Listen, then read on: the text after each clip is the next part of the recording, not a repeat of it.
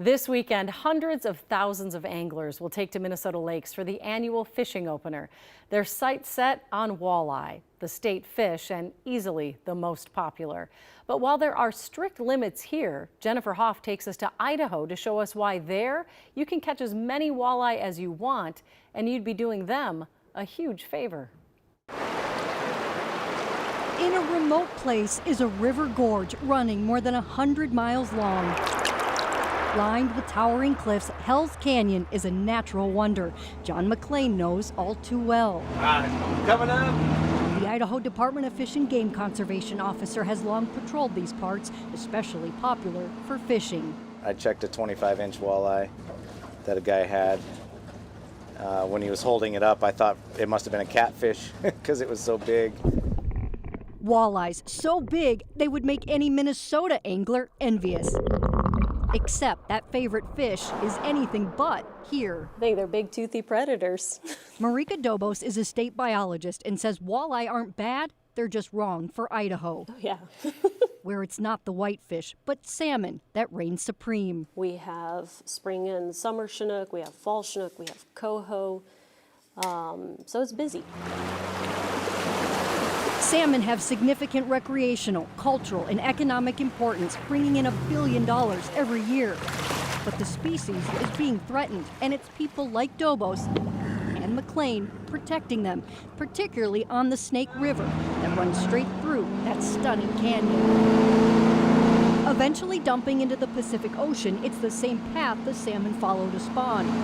Some say is getting tougher due to rising water temperatures, declining habitat, and dams. When you have those anomalies that we can't control, you're taking a small population that's already depressed, and then you're just adding more factors to it that's further affecting them in a negative way. What's more, that walleye is making things worse as they keep migrating further downriver.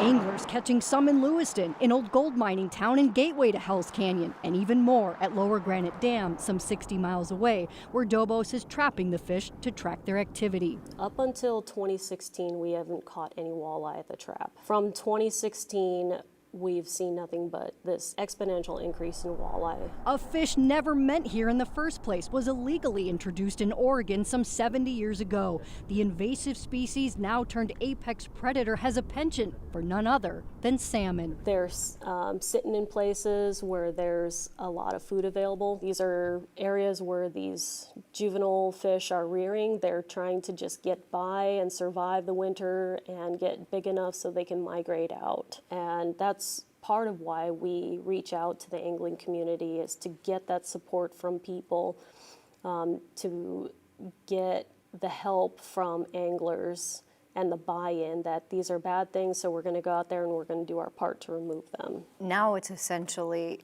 open season here on walleye. Yeah.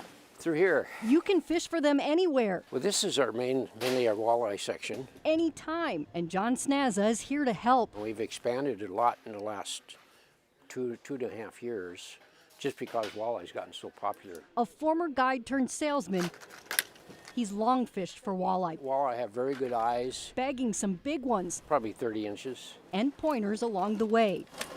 He's now passing on to new customers. This is a walleye rig. Equally enthralled by the thrill of the catch and its mouth-watering taste. You hook this on like this.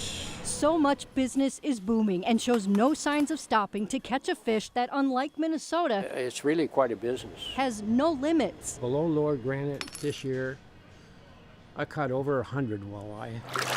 Except hoping to harvest them all can feel futile. Walleye are mysterious to me right now. Especially for the folks caught now in this complicated relationship between Minnesota's most revered fish and the other it's putting at risk, whose value is as vast as this landscape they both now live in. The fact that we have people reporting walleye caught here when there's so few people up here is pretty mind-boggling, and that's the struggle. A struggle indeed. And besides trying to outfish all of these walleye, because really you can't harvest all of them, Fish and Game is proposing to allow spear fishing and is asking anglers to just not release any that they catch. The agency is extremely selective where it does provide some walleye fishing, and that is only allowed in three reservoirs all around the state.